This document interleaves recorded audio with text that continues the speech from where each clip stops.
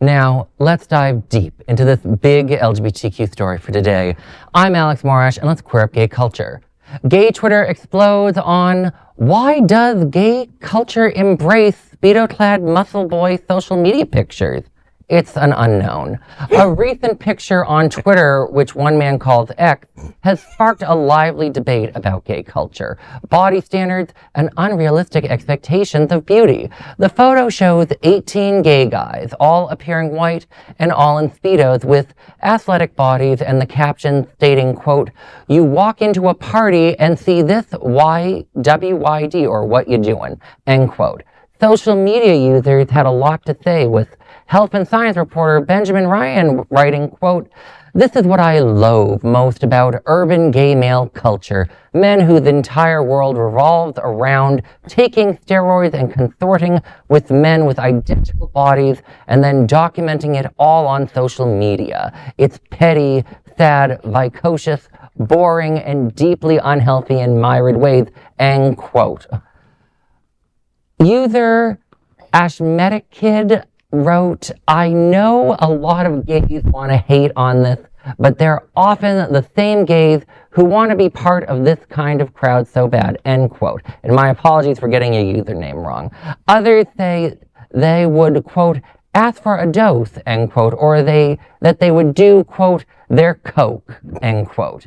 User Laugh Lexipro seems to have summed it up the best with the tweet, quote, "The annual lack of diversity at the pool party photo getting dragged on here is the official start to gay summer.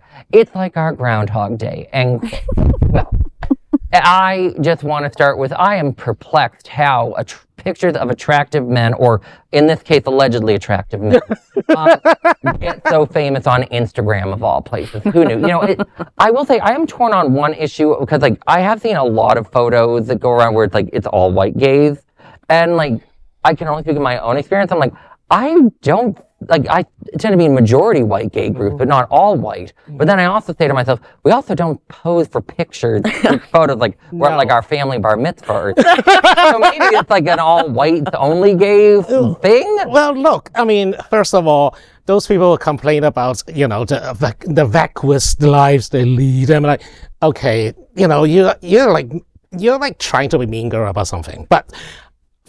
And plus, I mean, we all live around here, Wilton Manors, one of the gayest places in the universe.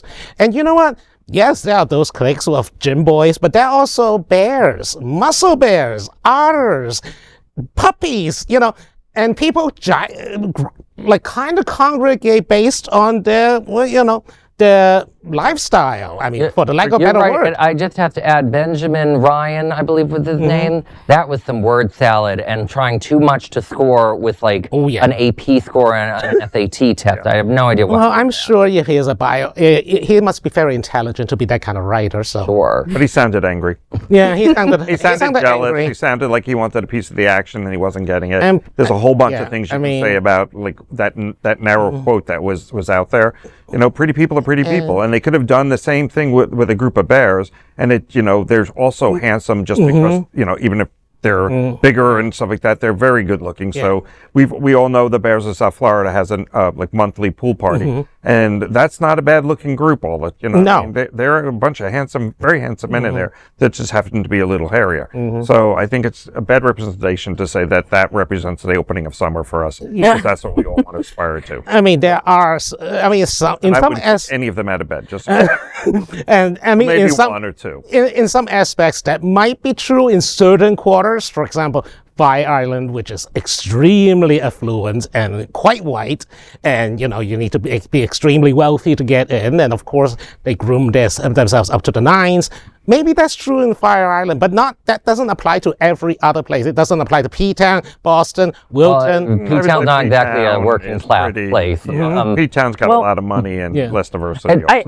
I hate to be a little bit of a downer, but even though so even though I agree that, you know, the men can be attractive to some and whatnot, like I think it definitely shows like a deeper conversation we're having about like what masculinity means to us and what is represented when we're talking about men, because a lot of the times when, you know, I'm looking at like men's pages, I don't see people like me. Like, I don't see people who are trans. I don't see people who are, you know, not like fit or buff. I don't see people of color. Like, I sometimes, you know, feel excluded from the term man, even though I am a man, you know? So I kind of sometimes wish that, you know, the representation that we had of men was more broad and included more people. But of course, like you were saying, you know, sometimes people, and you were saying that people congregate based on like their certain identities and whatnot. So I understand.